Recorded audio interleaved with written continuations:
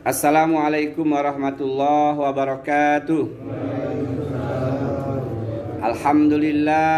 Alhamdulillahilladzi hadana lihadza wa ma kunna linahtadiya laula an hadanallah. Asyhadu an la ilaha illallah wahdahu la syarikalah wa asyhadu anna Muhammadan abduhu wa rasuluhu la nabiyya ba'dah. Allahumma salli ala sayidina Muhammad wa ala alihi wa man tabi'ahum bi ihsan ila yaumiddin, amma ba'd. Faya ayyuhal hadirun ittaqullaha haqqa tuqatih wa la tamutunna illa wa antum muslimun. Jamaah rahimakumullah, gimana kabar, sehat semua? Alhamdulillah, nikmat sehat yang luar biasa. Ketika sehat maka kita bisa beraktivitas. Jamaah rahimakumullah, senantiasa kita bersyukur kepada Allah Subhanahu wa taala. Allah memudahkan kita untuk beribadah kepadanya. Seluruh ibadah yang mampu kita lakukan itu karena pertolongan Allah. Maka setiap kali sholat kita dibacakan Iyyaka na'budu wa iyyaka nasta'in. Hanya kepadamulah ya Allah aku menyembah, dan hanya kepadamulah ya Allah aku minta pertolongan. Maka karena pertolongan Allah itulah kita bisa beribadah. Tentu dengan usaha kita dulu, dengan ikhtiar kita dulu. Kalau kita nggak ikhtiar, duduk di rumah juga sebuah pilihan. Kenapa nggak ke masjid? Ngapain sholat, capek. Tapi kalau kita paksa, tetap kita bisa ibadah itu. Ada ikhtiar. Jamaah rahimakumullah. Kemudian tak lupa salawat dan salam semoga senantiasa Allah limpahkan kepada teladan terbaik kita Nabi Muhammad sallallahu alaihi wasallam. Jamaah rahimakumullah, malam ini kita akan mengkaji tentang rezeki. Tema kita adalah hakikat rezeki. Ada yang bilang rezeki, ada yang bilang rezeki. Jamaah rahimakumullah, secara definisi rezeki itu segala sesuatu yang bermanfaat untuk kita. Jadi kalau membaca literatur tentang definisi makna rezeki, apapun bentuknya yang mendatangkan manfaat untuk kita itu disebut rezeki. Nah, jamaah rahimakumullah, rezeki itu terbagi dua kata para ulama. Yang pertama, rezeki yang bermanfaat bagi badan. Makanan, pakaian, tempat tinggal, kesehatan, itu rezeki badan. Lalu yang kedua ada namanya rezeki yang disebut dengan bermanfaat untuk agama kita. Itu ilmu dan amal. Jadi kalau kita ngaji ini, sesungguhnya kita sedang mendapatkan rezeki yang bermanfaat untuk agama kita berupa ilmu. Kalau kita sholat tadi, sesungguhnya karunia dari Allah, kita bisa sholat, rezeki dari Allah. Karena banyak orang yang tidak bisa sholat dengan berbagai macam alasan. Capek, lelah, malas, nantilah kalau sudah tua dikit baru sholat. Jadi rezeki itu secara umum ada dua. Satu, bermanfaat untuk badan. Dua, bermanfaat untuk agama. Untuk badan ini kita pakai di dunia aja. Makanan, pakaian, tempat tinggal, kendaraan, tetangga yang baik, kesehatan, peluang-peluang kehidupan, itu rezeki untuk dunia saja. Selesai di dunia, finish. Habis ceritanya. Yang kedua, rezeki yang bermanfaat untuk agama. Ini manfaatnya mulai dari hari kematian kita sampai dengan kehidupan keabadian negeri akhirat. Ilmu dan amal. Setelah kita punya ilmu, kita amalkan. Karena banyak juga, maaf, orang berilmu tapi nggak beramal. Ilmunya hebat, kalau diskusi panjang lebar, ngerti banget ya masalah agama. Tapi datang waktu sembahyang, bro, sholat yuk, nanti adalah urusan itu. Loh, tadi kamu bicara tentang agama. Nah, maka kita senantiasa juga minta kepada Allah supaya kita bisa beramal. Nggak gampang, nggak mudah, perlu usaha maksimal. Jamaah rahimakumullah. Nah, kemudian ketika kita paham rezeki itu ada dua macam. Bermanfaat untuk badan, bermanfaat untuk agama. Rezeki itu segala sesuatu yang bermanfaat untuk kita, apapun bentuknya, bukan hanya harta, bukan hanya rumah, bukan hanya pangkat, bukan hanya kesehatan. Tapi rezeki itu punya teman-teman yang solih, itu juga rezeki. Punya tetangga yang baik, itu juga rezeki. Karena ada orang yang tetangganya ganas semua. Ya kan? Dikit-dikit berantem. Dikit-dikit ayam hilang. Nggak ada rezekinya. Maka punya tetangga yang baik itu juga rezeki. Punya anak-anak yang solih itu juga rezeki. Punya istri yang taat kepada Allah dan nurut sama suami itu juga rezeki. Karena ada bini yang ngelawan, bantah terus, selalu pengen menang sendiri. Akhirnya suaminya jadi kelompok ikatan suami takut istri. Kok pada hafal nih singkatannya? Ya. Baik, jamaah rahimakumullah. Kemudian kita bicara tentang hakikat rezeki. Kita memahaminya untuk diri kita, untuk kita renungkan. Apa iya yang kita kaji malam ini sesuai dengan apa yang Allah dan Rasul ajarkan tentang hakikat rezeki. Jamaah rahimakumullah, yang pertama hakikat rezeki itu bahwa semua makhluk Allah di muka bumi ini, Allah lah yang menjaminkan rezekinya. Allah lah yang memberikan rezekinya. Baik manusia, hewan, tumbuhan, semuanya Allah yang jamin. Tidak ada satu makhluk hidup pun di muka bumi ini kecuali telah Allah jamin rezekinya. Pasti ada rezekinya asal dia mau ikhtiar, ada usaha. Cicak itu di dinding, ya kan ya, merayap.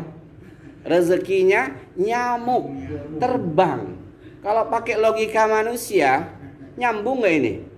Cicak nggak bisa terbang, ya kan ya? Dia hanya merayap di dinding.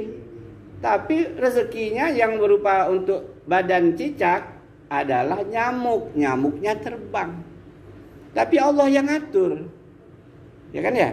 Allah yang ngatur sehingga hafal kan lagunya, cicak-cicak di dinding diam-diam merayap, bekerja, dia kerja, jalan pelan-pelan merayap, enggak diam aja kau menang wae, enggak jadi dia. Diam aja di pojok sana, enggak, dia jalan sana jalan sini. Datang seekor nyamuk ya. Setelah dia bergerak sedikit, nyamuk datang, hap. Kenyang dia. Aman dia. Itu contoh sederhana jamaah rahimakumullah bahwa hakikat rezeki yang pertama Allah lah yang menjaminnya. Di mana Allah telah menyampaikannya dalam banyak ayat ya. Dalam banyak surat, di antaranya juga surat Hud ayat 6, "Wa ma min dabatin fil ar illa 'alallahi rizquha." Tidak ada satupun yang bergerak di muka bumi ini, makhluk Allah maksudnya manusia, hewan, binatang yang semua bergerak di muka bumi ini kecuali Allah telah menanggung rezekinya. Jadi dia harus bergerak. Kalau kita manusia menang wae di rumah, kok nggak kebon mas, rezeki telah Allah tetapkan. Ya nggak bisa, harus bergerak. Orang yang keluar aja, dia nggak kerja, misalnya nggak ada kerja tetap, dia keluar ketemu kawannya. Woi, kamu dari mana? Jalan-jalan, yuk ngopi dulu yuk. Nah, karena bergerak tadi di rumah, kopi gula habis, gigit jari kan ya. Keluar main tempat kawan, kopi keluar. Karena bergerak, maka Allah katakan wa ma min dabatin fil ard illa 'alallahi rizquha. Tidak ada satupun makhluk melata di muka bumi yang bergerak kecuali Allah jamin rezekinya. Jamaah rahimakumullah. Nah, semuanya, bahkan terkadang Allah memberikan gambaran ada rezeki seseorang atau makhluk itu yang dia pun nggak bergerak lagi saking Allah pedulinya. Dalam sebuah riwayat itu cerita dari para ulama itu ketika dia sedang makan lalu ada kucing, lalu dikasihnya sekerat daging pada kucing itu. Si kucing nggak dimakannya. Tuan saya ini kaget, kok nggak dimakannya, dibawanya pergi karena penasaran. Ulama ini ngikuti kemana kucing itu pergi, biasanya langsung dimakan, kok ini nggak dimakan, ada apa ini? Diikuti keluar rumah, masuk gang, keluar gang, sampai di pinggiran kota, sampai di pinggiran hutan lah. Kemudian dilihatnya ada lubang di situ. Lalu si kucing ini meletakkan daging di mulut lubang itu. Nah, ini tambah penasaran ulama ini. Loh kok ditinggal nggak dimakan? Ternyata nggak berapa lama keluarlah ular bergerak dari lubangnya itu, keluar, ngintip keluar, menikmati daging yang ditinggalkan kucing tadi.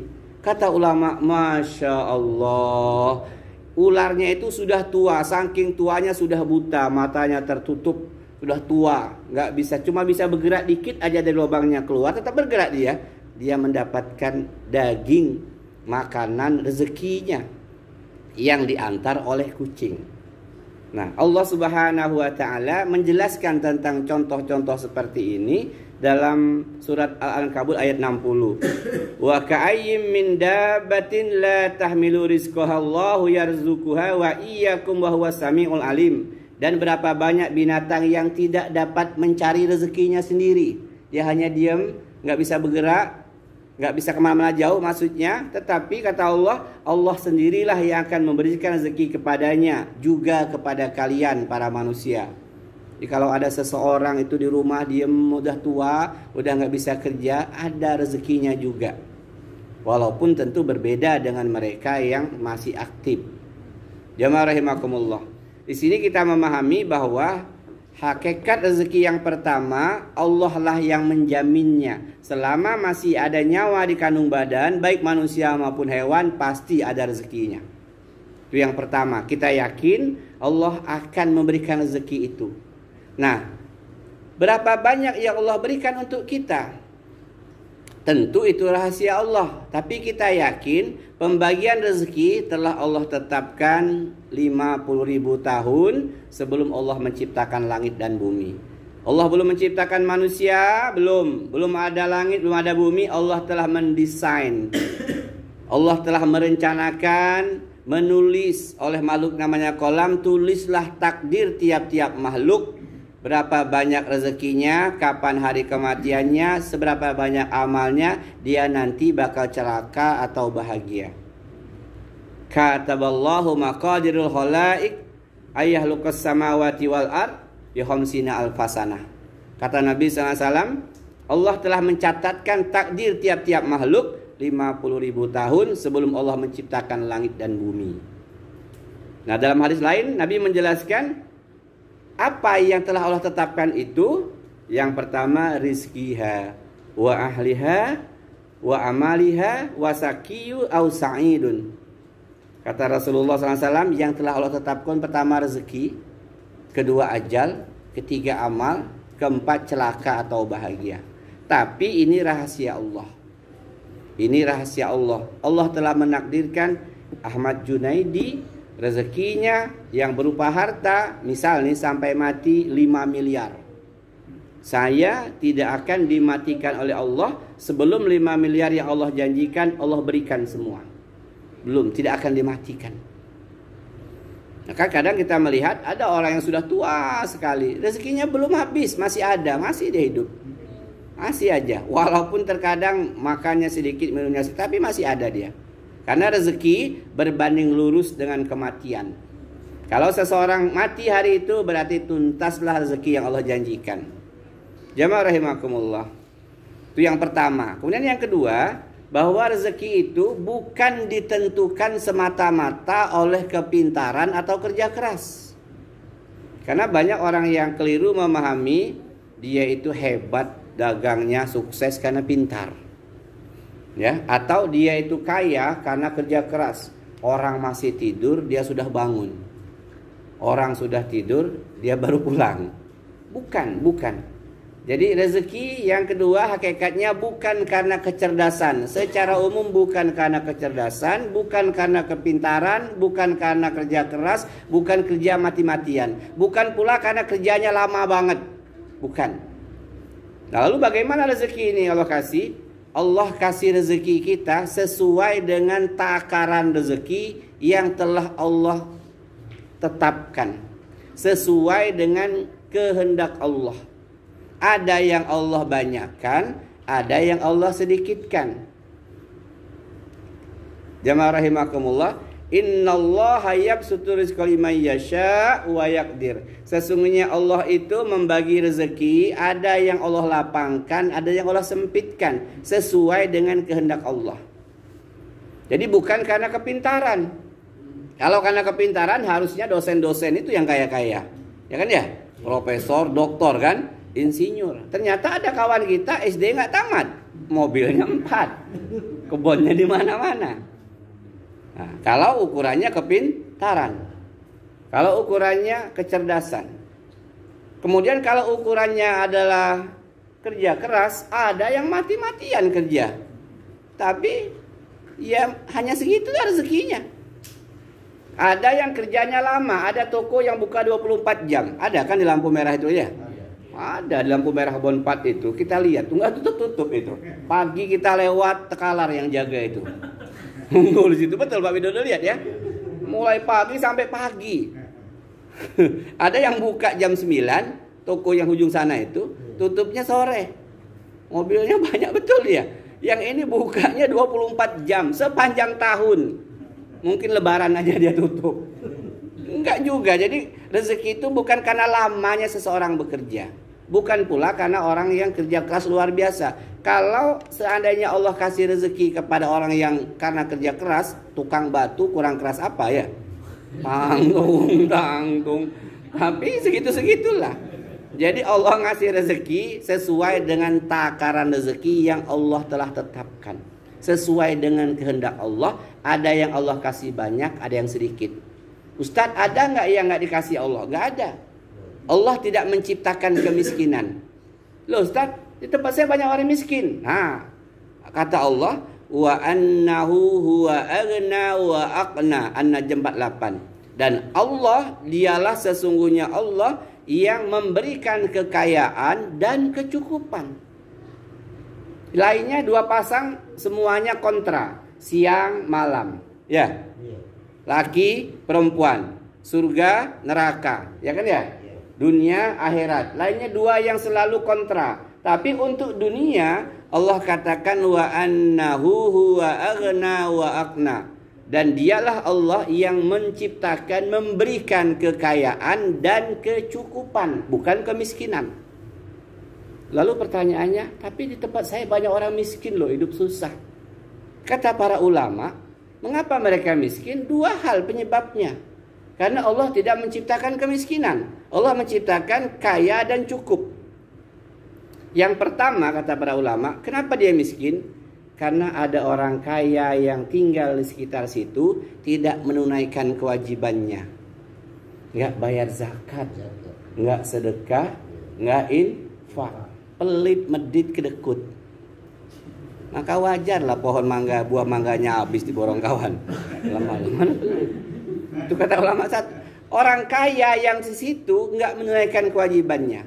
Lampung Utara ini aja, kalau yang kaya itu bayar zakat aja, selesai. Yang miskin-miskin itu nggak ada, nggak? Ya kan ya? Alangkah banyak orang kaya di Lampung Utara ini. Kalau di Indonesia ini orang Islam yang kaya-kaya itu bayar zakat aja, nggak usah infak sedekah. Zakat tok dari zakat mal. Ya, zakat hartanya, zakat fitrahnya juga dia bayar tunai setiap tahun. Pasti yang miskin-miskin terangkat semua. Minimal dia akan cukup. Minimal dia akan cukup, nggak miskin, nggak sengsara. Itu yang pertama penyebabnya. Orang-orang kaya tidak menunaikan kewajibannya, baik berupa zakat, sedekah, infak atau yang lainnya. Yang kedua kata para ulama, mengapa ada orang miskin padahal Allah tidak menciptakan kemiskinan? Karena yang bersangkutan ikhtiarnya nggak maksimal, usahanya nggak maksimal. Bangun tidur main burung, siang dikit mancing, sore ngadu ayam, malam begadang main gaple kelempang kelempong. Iya kan ya? Tapi nggak ada kan? Nggak ada. Ada ya? Nggak ada di sini, alhamdulillah nggak ada. Gimana dia nggak usaha, nggak kerja? Padahal kalau dia bergerak saja ada rezekinya. Cobalah kawan-kawan lihat orang-orang yang keluar bawa gerobak pagi itu ya. Pulangnya apalagi hari Jumat, yang di karungnya itu ada 10 nasi kotak. Bisa untuk 2 hari itu. Kalau dipanasin ya. Saya lihat apa itu di kotak, ngitung dia dapat jatahnya. Keliling doang dia set. Nanti ada orang kayak nih nasi kotak nih uang. Yang penting bergerak. Tapi kalau hanya diem nggak bergerak, tidak melakukan usaha, ikhtiar ya nggak ada. Inilah penyebab kedua mengapa ada kemiskinan, karena dia usahanya nggak maksimal. Dalam tanda petik males. Kalau kita mau bergerak apa aja ada. Apalagi kita tinggal di Indonesia ini ya, gemah ripah loh jinawi. Tongkat dan batu jadi tanaman. Singkong itu aja luar biasa itu. Kalau mau kerja banyak. Di warung anak muda, Bu saya nyuci piring sini, boleh. Makan siang udah aman itu. Ya kan ya? Aman. Misalnya apa? Ada orang kerja bangunan tukang, saya kulinya yang ngangkut bata. Oke, pulang cair 70.000 itu. Asal dia tidak berlebih-lebihan, artinya ketika cukup untuk makan hari itu dia nggak kelaparan, itu sudah tidak dikatakan miskin lagi. Kita ini kadang nggak hawa, rakus, selalu merasa miskin, padahal beras masih 50 kilo di rumah. Udah gelisah besok makan apa ya? Loh Pak, beras itu masih ada. Lauknya iya sambal terasi. Banyak, jamaah rahimakumullah. Jadi yang kedua, hakikat rezeki tidak ditentukan oleh kecerdasan, kepintaran, kerja keras, tidak juga oleh ketaatan. Jangan keliru. Wajarlah dia kaya, dia kan tahajudnya tiap malam, duhanya tiap hari, infaknya banyak. Loh, kata siapa? Kalau seandainya Allah kasih rezeki yang berupa harta, misalnya, karena ketaatan kita, maka orang-orang kafir itu melarat semua. Ya, orang yang nggak beriman kepada Allah pasti melarat karena dia nggak takwa kan ya. Tapi faktanya lihat, mereka lebih kaya dibandingkan kita kan ya. Jadi bukan juga karena tahajud kita, bukan juga karena sedekah kita, sudah kita bahas. Karena ada orang yang menganggap bahwa kekayaan itu diperoleh karena dia suka sedekah. Tidak. Sedekah itu untuk benteng kita dari terjangan api neraka, bukan untuk supaya warung kita laris, bukan. Salah niatnya kalau sedekah supaya usahanya lancar. Fattakun nar walau bisikin tamrotin, kata Nabi. Bentengi dirimu, jaga dirimu dari azab api neraka walaupun kamu sedekah hanya dengan setengah butir kurma. Kurma sebutir bagi dua, nih bro. Ini untuk benteng aku dari sergapan api neraka. Falam yajid, kalau kau nggak punya, miskin banget, bi kalimatin thayyibah, maka bersedekahlah dengan kalimat-kalimat, dengan kata-kata yang baik.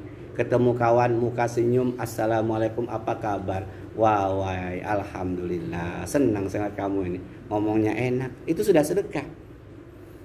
Nah, jamaah rahimakumullah, jadi bukan pula ketika seseorang diberi kekayaan oleh Allah itu karena ketaatannya. Tidak jaminan seseorang taat itu Allah kasih rezeki yang banyak. Buktinya apa? Banyak sahabat-sahabat Nabi yang sangat taat, yang luar biasa ketaatannya, tetapi mereka hidup dalam kemiskinan. Khadijah istri Nabi kurang taat apa? Ya kan ya? Ketika beliau meninggal, bajunya aja pakaian usang, compang-camping. Nah, kalau memang dia karena ketaatan, tentu nggak mungkin dia miskin pada hari kematiannya, habis seluruh hartanya untuk dakwah Islam ini. Jamaah rahimakumullah. Jadi jangan pula kita keliru bahwa seseorang itu rezekinya melimpah ruah karena ketaatannya, karena duhanya, karena tahajudnya, karena sedekahnya. Tidak. Takaran rezeki sesuai dengan kehendak Allah. Ada yang Allah lapangkan, ada yang Allah sempitkan. Semuanya sebagai apa? Sebagai ujian. Yang lapang bersyukur enggak? Berbagi enggak dia? Yang sempit sedikit bersabar enggak dia? Kalau dia enggak sabar, dia akan ke pesugihan, ke Gunung Kawi, Gunung Kemukus, ya kan? Melihara tuyul. Kalau dia enggak sabar, jadi kalau dia sabar, ini kan sementara. Ngapain sampai melakukan hal-hal yang berupa kemungkaran karena kesulitan hidup? Yakin bahwa Allah sediakan rezeki untukku selama masih ada nyawa di badan ini, ada rezekinya. Jemaah rahimakumullah. Yang ketiga, apa itu hakikat rezeki? Yang ketiga, pada dasarnya rezeki kita hanya ada 3. Jadi yang kita tahu, kadang kita berpikir banyak betul rezeki saya, enggak. Rezeki kita itu pada dasarnya hanya ada 3 aja. Kata Nabi SAW, yaqulu ibnu Adam, mali, mali. Anak cucu Adam itu senantiasa berkata, ini punyaku, ini hartaku, ini kebonku, ini mobilku, ini rumahku, ini motorku. Wahallaka ya ibna Adam min malika, hei anak cucu Adam, apa betul itu punya kamu semua, kata Nabi? Apa betul yang kamu katakan, ini punyaku, ini punyaku, ini punyaku, apa betul itu punya kamu semua? Kata Nabi, wahallaka ya ibna Adam min malika illa ma akalta fa'ablaita. Padahal sesungguhnya yang menjadi rezekimu itu yang kamu makan, itulah rezekimu, rezeki badan, makan, kata Nabi, fa'ablaita, kemudian keluar jadi kotoran. Ya. Kadang lebih bau ya, makan sate lebih bau daripada makan ikan asin ya. Kemudian kata Nabi, aulabista fa'ablaita, yang kamu pakai pakaian itulah rezekimu dan dia akan lapuk. Sempak, bolong, putus talinya kan ya, buah nggak kepakai, itu rezekimu. Bajumu yang berjejer di lemari, jas-jas mahal itu belum tentu jadi rezekimu. Tiba hari kematian kita, orang lain berebut. Nah, kata Nabi, yang kamu makan jadi kotoran itu rezekimu. Sate, nasi, ya, yang kita minum itu rezeki kita. Dia jadi kotoran, nggak mendatangkan manfaat untuk akhirat kita sedikit pun. Yang kita pakai pakaian dan kendaraan lainnya juga ketika lapuk rusak, selesai manfaatnya untuk kita. Kemudian kata Nabi, au tasaddaqta fa amdoita, yang kamu sedekahkan itu yang ketiga, itulah yang kekal abadi untuk akhiratmu. Jadi rezeki kita itu hanya ada 3. Yang kita makan jadi kotoran, yang kita pakai sobek lapuk kita buang, yang kita sedekahkan, kita infakkan. 2 ini kita nikmati di dunia, 1 ini kita nikmati pertama ketika pada hari kematian, kedua di alam barzah, ketiga di negeri akhirat. Au tasaddaqta fa amdoita, yang kamu sedekahkan itulah rezekimu yang kekal. 3 ini aja punya kita. Rumah itu sekarang aja masih punya kita. Mati kita berebut anak kita. Ya, motor itu sekarang kita pakai punya kita. Mati kita besok sudah diangkut, ganti plat ya, BPKB-nya sama anak kita. Enggak jadi apa-apa buat kita. Jangan-jangan malah menyengsarakan kita gara-gara anak-anak berebut warisan ya. Tapi kalau 3 ini pasti kita nikmati. 1 yang kita makan, yang kita minum. 2 yang kita pakai. 3 yang kita sedekahkan. Jamaah rahimakumullah, itulah 3 rezeki dasar yang kita punya. Yang lain itu bakal kita tinggalkan, boleh jadi nggak ada manfaat untuk kita. Kemudian yang keempat, rezeki itu bukan ukuran kemuliaan atau kehinaan seseorang. Kadang maaf, banyak orang menilai orang kaya itu mulia, sehingga kalau dia datang ke kondangan ke rumah kita, terbungkuk-bungkuk kita nyambutnya. Ya kan ya? Banyak orang yang beda nyambut tamu kalau bawa Fortuner sama yang naik Suprapit ebek-ebek. Lain. Fortuner tadi girang wajahnya ceria. Silakan Pak, silakan bawa Pak. Yang naik motor ebek-ebek cari aja kursi, mungkin masih ada di belakang kursi patah itu. Kenapa? Karena ukuran kemuliaan itu pada harta. Padahal rezeki itu bukan ukuran kemuliaan atau kehinaan, bukan. Kalau hari ini apa boleh buat kita? Kadang kita sendiri nih, maaf ya, naik motor parkir aja nyari sendiri. Yang punya mobil dibimbing, nah pakai mobil. Nanti masuk ke ruang tempat pesta di bawah tarup itu juga beda duduknya. Pak, sini Pak. Saya di mana? Cari aja di belakang. Karena manusia menganggap rezeki, harta, pangkat, kedudukan ukuran kemuliaan. Ya kan ya? Kalau yang datang itu pejabat ke pesta, Masya Allah sambutannya berdiri semua. Duduknya di ruang VIP. Di kandang. Ada AC-nya ya. Kita boleh nggak makan di situ? Mana boleh. Jangan coba-coba diusir kita. Pak maaf Pak, Bapak sebelah sana Pak. Ini untuk siapa? VIP Pak. Ya Allah, kamu orang nggak tahu apa? Saya ini dari kampung jauh ke pesta ini. Mbok ya saya duduk di sana gitu. Saya mungkin Bapak pernah ngalami juga ya. Saya juga kadang sedih. Saya itu Pak, maaf ya, pernah saya pulang itu. Saya nyampe situ nggak ada yang nyambut saya. Nggak ada satupun orang asik ngobrol, orang asik makan. Kita kan tamu. Orang cuek semua. Kok nggak ada yang nyambut ini? Saya kan diundang. Ini loh undangannya saya bawa. Saya akhirnya balik kanan saya. Kata istri saya, kok udah pulang? Saya balik kanan, saya nggak jadi. Kenapa? Nggak ada yang nyambut satupun. Nggak dianggap kita ini rupanya sama orang itu. Nggak dikenal, nggak dianggap. Apalagi tadi naik angkot atau misalnya naik Supra motor ebek-ebek ya. Udahlah Pak, cari aja tempat duduk sendiri Pak, ngambil sendiri katanya. Nah, jamaah rahimakumullah. Baik, mana dalilnya? Dalilnya fa ammal insanu iza mabtalahu rabbuhu fa akramahu wa na'amahu fa yaqulu rabbi akraman. Wa amma iza mabtalahu fa qadara rizqahu fa yaqulu rabbi ahanan. Ini cukup populer. Al-Fajr ayat 15-16. Adapun manusia apabila Tuhannya mengujinya dengan kemuliaan, dimuliakan, diberikan harta, pangkat, kedudukan, jabatan, diberikan kesenangan, dia berkata, sesungguhnya Tuhanku telah memuliakan aku. Dia merasa mulia ketika Allah beri harta, pangkat, kedudukan, jabatan. Bahwa dia merasa inilah kemuliaan. Kemudian adapun apabila Tuhan mengujinya dengan membatasi rezekinya, maka dia berkata, Tuhanku telah menghinakanku. Nih, sekali-kali tidak seperti itu kata Allah. Bukanlah rezeki, harta, pangkat, kedudukan, jabatan itu ukuran kemuliaan, kehinaan. Bukan itu. Bukan itu. Allah tidak pernah sama sekali lihat seberapa besar rumah kita, seberapa banyak harta kita. Di mata Allah enggak dipandang sama sekali. Innallaha la yanzuruna ila suwarikum wa amwalikum. Sesungguhnya Allah kata Rasul sama sekali tidak mandang pada rupamu, mau ganteng, mau gagah, mau maco, mau putih. Di mata Allah enggak ada nilainya sama sekali. Wa amwalikum, Allah tidak pandang hartamu. Allah nggak pernah memandang mengagungkan kamu yang kaya, berpangkat, jabatan tinggi, rumah besar, enggak. Apa yang Allah pandang pada diri hambanya? Walaki yanzuruna ila qulubikum wa a'malikum. Allah melihat, memandang pada hatimu. Ikhlas nggak kalau beribadah? Ridho nggak kepada takdir Allah? Wa a'malikum, dan amal-amalmu itu yang dilihat Allah. Jadi ketika manusia keliru memandang rezeki, harta yang banyak itu ukuran kemuliaan, maka sungguh dia telah salah dalam memahami makna rezeki yang Allah berikan. Bukan ukuran kemuliaan atau ukuran kehinaan.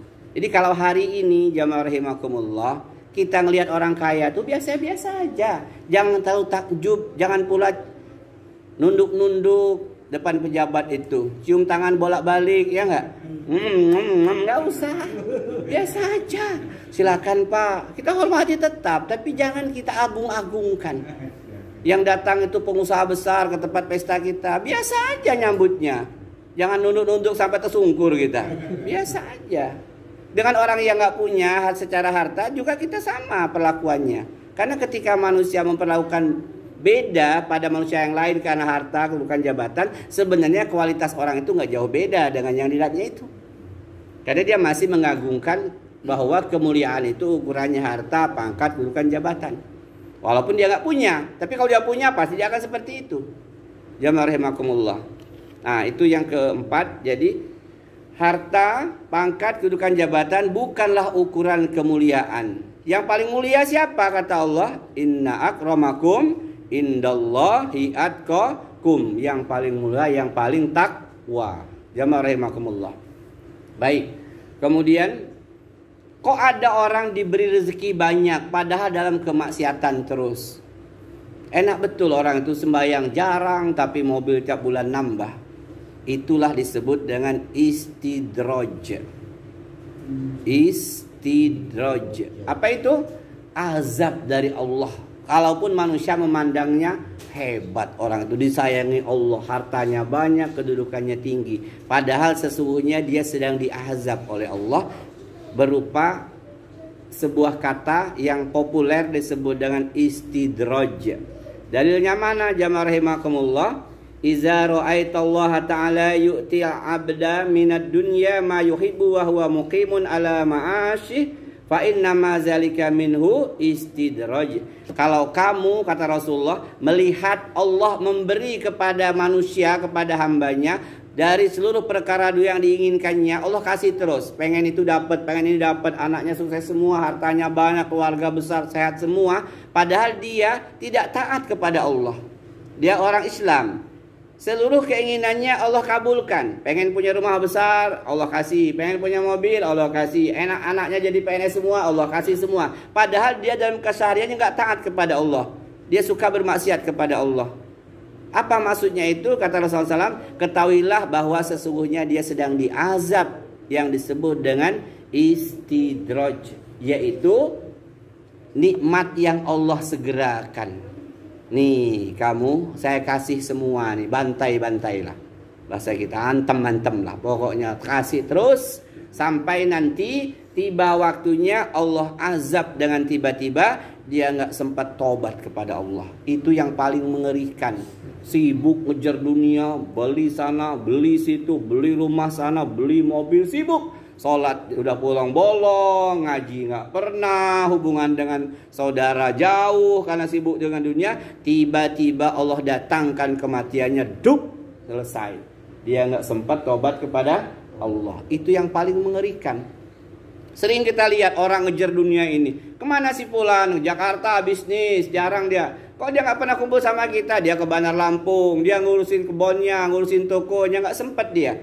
Ketika dia sedang asik dengan yang Allah berikan itu, tiba-tiba Allah datangkan kematian kepadanya. Falamma nasu ma zukiru bihi fatahna alaihim abwaaba kulli syai' hatta iza farhu bima utu aznahum baghtatan fa izahum mublisun. Al-An'am ayat 44. Maka tatkala mereka melupakan peringatan yang telah diberikan kepada mereka, kami kata Allah membukakan semua pintu-pintu kesenangan bagi mereka. Jadi kalau ada orang yang berbuat dosa, bermaksiat kepada Allah, bukan Allah azab, ada yang Allah bukakan pintu-pintu kesenangan dunia. Dia misalnya dia dagang pakai pesugihan supaya laris, Allah kasih terus. Dia makin rame, makin laris usahanya, Allah kasih terus, padahal dia berbuat dosa. Kalau orang lihat dari luar, wah dia sedang sayang Allah. Enggak, dia sedang diazab oleh Allah pelan-pelan. Teruskan kata Allah. Jadi kalau ada orang, kata Allah sendiri mengatakan, ketika dia melupakan peringatan Allah, dia sembahyang malas, tapi usahanya lancar terus, gak ada masalah, bisnisnya semakin maju. Kami bukakan pintu-pintu kesenangan, kami kasih semua, kata Allah dalam Al-An'am 44 ini. Lalu dia bergembira, senang, wah luar biasa saya ini, memang hebat saya ini. Maka kata Allah, kami siksa mereka dengan sekonyong-konyong, tiba-tiba, sehingga mereka terdiam berputus asa. Dia nggak sempat tobat kepada Allah. Ini yang paling mengerikan. Ketika seseorang lupa bahwa Allah berikan, Allah kasih terus, dilului, kata orang Jawa, ayolah bantailah, ayolah. Tup mati, itulah yang paling mengerikan. Kenapa? Allah azab dia tidak sempat tobat kepada Allah. Nah yang seperti ini berhati-hati kita. Ketika kita mendapatkan kemudahan semua dalam kehidupan ini, rezeki lancar, anak nurut, pergaulan nyaman, hati-hati, waspada, jangan-jangan istidrot ini. Tapi kalau kita taat, insya Allah enggak. Tapi kalau kita maksiat, lalu Allah kasih semua yang kita inginkan, itulah istidrot. Kenikmatan yang Allah segerakan, tiba-tiba Allah azab sekonyong-konyong, kita mati dalam keadaan tidak sempat bertobat kepada Allah. Baik, jamaah rahimakumullah. Berikutnya, hakikat rezeki. Tadi sudah saya sampaikan, Allah tidak akan mematikan kita sebelum Allah tunaikan semua rezeki yang Allah janjikan kepada kita. Ayyuhan nas ittaqullah wa ajmilu fit talabi fa inna nafsan lan tamuta hatta tastawfiya rizquha wa in abta anha fattaqullah wa ajmilu fit talabi huzu mahalla wa da'u maharum. Kata Rasulullah, hei manusia, takutlah kalian kepada Allah, perbaikilah dalam mencari rezeki Allah. Baik-baiklah, jangan nipu, jangan curang rezeki Allah itu. Karena tidaklah Allah akan mematikan seorang hamba kecuali Allah pastikan rezekinya telah Allah tunaikan, walau rezeki itu kadang lambat sampai kepadanya. Dia udah kerja mati-matian dari bujang sampai tua, tapi hidupnya masih susah. Ketika sudah tua nggak kerja lagi, anaknya pada kaya-kaya, anaknya yang ngasih duit, anak yang beli makanan. Nah, rezeki bapak rupanya ditunda sama Allah. Dulu kerja mati-matian, beli sate padang aja mikir. Anak mau sekolah kan ya, beli baju bagus mikir, anak bayar SPP. Tapi ketika sudah tua nggak kerja lagi, anak ngantarin sate padang, sate Madura bahkan. Anak beliin baju bagus, anak ngasih uang, bahkan anak berangkatin umroh. Rezeki kita lewat tangan anak kita. Karena kata Rasulullah, kadang rezeki itu lambat sampai kepadamu, lambat sampai di akhir-akhir hidup baru kita dapatkan semua. Lalu Rasulullah sampaikan, fattaqullah, takwalah kepada Allah.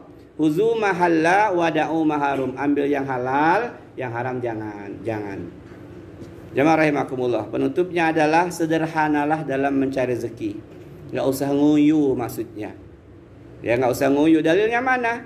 Dalilnya kata Rasulullah SAW, "Lau annakum tatawakkaluna 'ala Allah haqqa tawakkulihi la razaqakum kama yarzuqu thair tagdu khimasa wa taruhu bitona." Seandainya kalian betul-betul bertawakal kepada Allah, sungguh Allah akan memberikan rezeki sebagaimana burung mendapatkan rezeki. Jadi Nabi itu ngajarkan sederhana. Burung itu pergi pagi hari dalam keadaan lapar, pulang sore hari masuk sarangnya dia dalam keadaan kenyang. Jadi rezeki itu ukurannya nyarinya sederhana aja, jangan ngoyo. Kapan rezeki dicari, usahakan siang aja, berangkat pagi pulang petang, malam ibadah. Ini maksud dari hadis ini. Karena kalau kita nggak paham perkara ini, akhirnya siang malam jungkir balik ya. Orang berangkat ke masjid maghrib, dia masih sibuk urusan dunia. Nah, pas betul jamaah rahimakumullah. Jadi hakikat rezeki, ingat Allah tidak akan mematikan kita sebelum rezeki Allah janjikan Allah kasih semua. Sederhanalah mencari rezeki, jangan terlalu ngoyo. Tapi ingat, bukan pula duduk di rumah santai ya. Kok nggak kebon, Mbak? Rezeki telah Allah tetapkan. Jadi tunggu aja di sini. Nah, kelaparan kamu, Mbak, keluarlah sebentar, bergerak ke tempat tetangga, ngobrol, ujung-ujungnya keluar kopi sama pisang goreng ya. Demikian jamaah rahimakumullah. Wassalamualaikum warahmatullahi wabarakatuh.